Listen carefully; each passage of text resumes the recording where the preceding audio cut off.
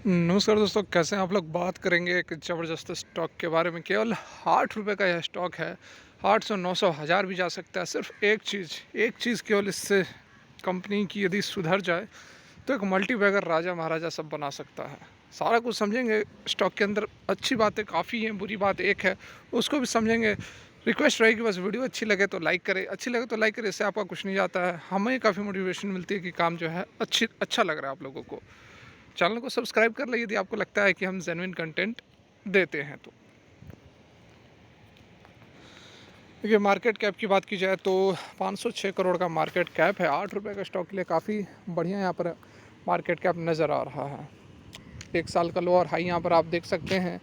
20 रुपये के आसपास हाई रहा है और 5 रुपये 15 पैसे का लो रहा है। तो लो से थोड़ा सा ऊपर यहाँ पर ट्रेड करता हुआ यह स्टॉक नज़र आ रहा है।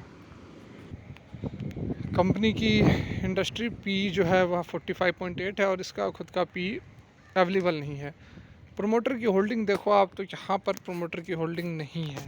ठीक है, प्रोमोटर की होल्डिंग नहीं है, एक चीज़ आप ध्यान दो, प्रोमोटर की होल्डिंग नहीं है। वॉल्यूम काफ़ी अच्छा यहाँ पर ट्रेड हो रहा है। लगभग 20 लाख से ऊपर यहाँ पर वॉल्यूम ट्रेड हो रहा है और डेब्ट जो है 1750 करोड़ का है। कैश इक्विवेलेंट केवल 48 करोड़ का है। रिटर्न कोई खासा नहीं है, एक साल के अंदर 58% का नेगेटिव रिटर्न दिया गया है। प्लेजेस शेयर नहीं है क्योंकि शेयर है ही नहीं प्रोमोटर के पास, तो प्लेजेस से मतलब ही नहीं बनता है। डेब्ट टू इक्विटी देखिए 21.2 है और डीआईएस की जो होल्डिंग्स है वह 15.6 है।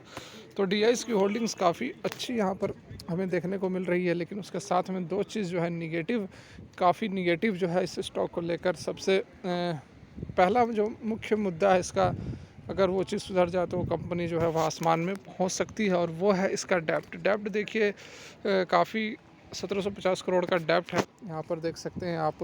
और कंपनी का जो डेब्ट टू इक्विटी है वो 21.2 है। मतलब कि काफ़ी रिस्की स्टॉक आप इसे कह सकते हैं, इन द सेंस जो डेब्ट कंपनी का 8% बन रहा है। ठीक है, यही वह इशू है, यही वह मुद्दा है जो कि सबसे चिंता की विषय यदि आप इसमें इन्वेस्ट करना चाहते हैं तो।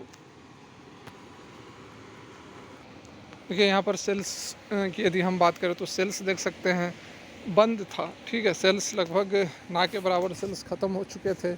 इस रीज़न में आप देख सकते हैं 2021 तक सेल्स ना के बराबर था। उसके बाद धीरे धीरे सेल्स ने अपना मतलब कि ऑपरेशन शुरू किया गया। कंपनी ने ऑपरेशन से शुरू किया और 2022 के बाद से देख सकते हैं 15 करोड़, 13 करोड़ और अभी दिसंबर 2022 में 43 करोड़ का सेल्स कंपनी ने दर्ज किया है। तो एक्चुअली में कंपनी को लॉसेस इतने 1700 करोड़ के जो लॉसेस थे उसके कारण कंपनी ऑपरेशंस बंद कर दी थी, और अब धीरे धीरे जाकर कंपनी फिर से ऑपरेशंस को चालू कर रही है। तो उस कारण से आपने देखा कि यहाँ पर बिल्कुल भी सेल्स ना के बराबर थे। फर्दर यहाँ पर बात की जाए यदि ईयरली पैटर्न की, तो ईयरली पैटर्न में भी आप देख सकते हैं कि बीच में 2021 में देखे जीरो था। उससे पहले कंपनी बढ़िया सेल्स कर रही थी। 2010-12 के आसपास 3600 करोड़ का सेल्स कंपनी ने किया था। और जिस तरह से कंपनी का डेब्ट बढ़ता गया उस तरह से कंपनी का ऑपरेशंस भी कम होते गए, और फिर से कंपनी ने अब जाकर ऑपरेशंस को चालू किया है। तो यहाँ पर एक कह सकते हैं बेट लगाने की तरह यह एक स्टॉक है, क्योंकि यदि आप इसमें इन्वेस्ट करते हैं तो सॉरी, ऑपरेशंस चालू रहता है ठीक ठाक, तो बहुत ज़बरदस्त फिर से यह अपने पुराने समय की तरह पिकअप पकड़ सकता है। तो ये एक चीज़ यहाँ पर जो ज़रूर चिंता का विषय बन रही है। ठीक है, फर्दर यहाँ पर देखिए टीटीएम के अंदर बढ़िया सेल्स दर्ज किए गए हैं। 3304% के सेल्स हैं। प्रॉफिट ग्रोथ जो है वह 98% का। तो सारा कुछ जो है वह टीटीएम के अंदर मतलब पिछले 12 महीनों के अंदर ही यहाँ पर हमें अच्छा होता हुआ नज़र आ रहा है। 127 करोड़ के शेयर कैपिटल है। रिजर्व्स वगैरह तो निगेटिव में ही हैं।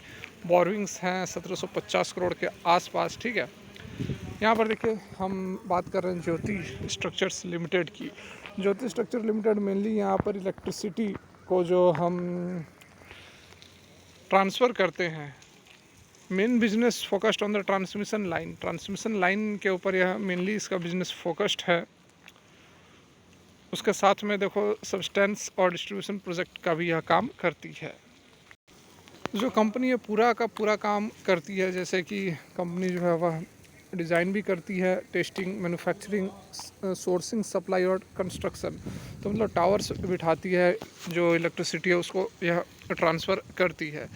is among a very few EPC services provided worldwide which possesses capabilities to execute turnkey project covering the entire gamut of the power transmission business।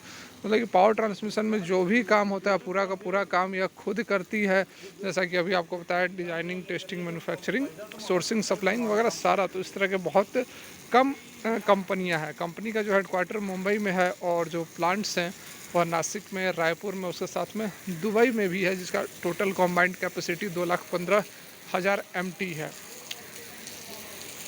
Customer base की यदि बात करें तो इसके जो क्लाइंट्स है वह 45 कंट्रीज़ में है। ठीक है, तो बहुत बड़ा देखिए बाकी सब कुछ ठीक है, बस वही डेप्ट की इशू है। डेप्ट यहाँ पर 1600-1700 करोड़ के आसपास पहुँच गई है।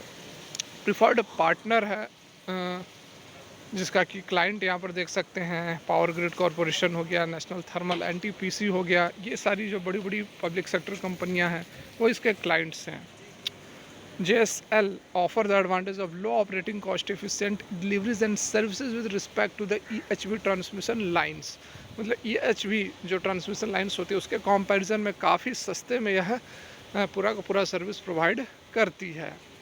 कंपनी जो है वह एंटीना को भी इंस्टॉल करती है, रेलवे इलेक्ट्रिफिकेशन स्ट्रक्चर का भी काम करती है, EPC प्रोजेक्ट जो है वह सर्वे भी करती है, फाउंडेशन डिज़ाइनिंग वगैरह सारा कुछ यहाँ पर करती है। ऑपरेशनल चैलेंजेस क्या रहा, तो देखिए 2021 में 21-22 का फाइनेंशियल ईयर में कंपनी को नेट लॉस 1758 करोड़ के हुए थे, और जिसके कारण की कंपनी का जो नेट वर्थ था वह पूरा का पूरा इरोड हो गया था। 11,347 करोड़ का जो बेस था कंपनी का नेट वर्थ वह ख़त्म हो चुका था 31 मार्च 2021 को। इसी कारण आपने देखा कि वह ऑपरेशंस जो नहीं थे उस दौरान। Company has no operations at plants during the financial year and revenue activities has also been stopped. ठीक है, तो हाई डेप्ट 2022 के अकॉर्डिंग जो है 1690 करोड़ का कंपनी के ऊपर डेप्ट है। तो ये एक समस्या है। देखिए दोनों तरह की बातें मैं आपको समझाता हूँ, बताता हूँ। आपको सब कुछ जानने के बाद यदि अच्छा लगे खुद की एनालिसिस करने के बाद तो आप इसमें इन्वेस्ट कर सकते हैं, और बहुत बड़ा अमाउंट इन्वेस्ट नहीं करना है क्योंकि रिस्क स्टॉक हो सकता है। यदि अपने डेप्ट को ओवरकम नहीं कर पाए तो रिस्क स्टॉक हो सकता है, और यदि ओवरकम कर ले तो यहाँ से एक बहुत बड़ा बूम आ सकता है स्टॉक के अंदर। तो फिलहाल के लिए वीडियो यहीं तक अच्छी लगी हो लाइक करें, चैनल को सब्सक्राइब करें। Thanks for watching.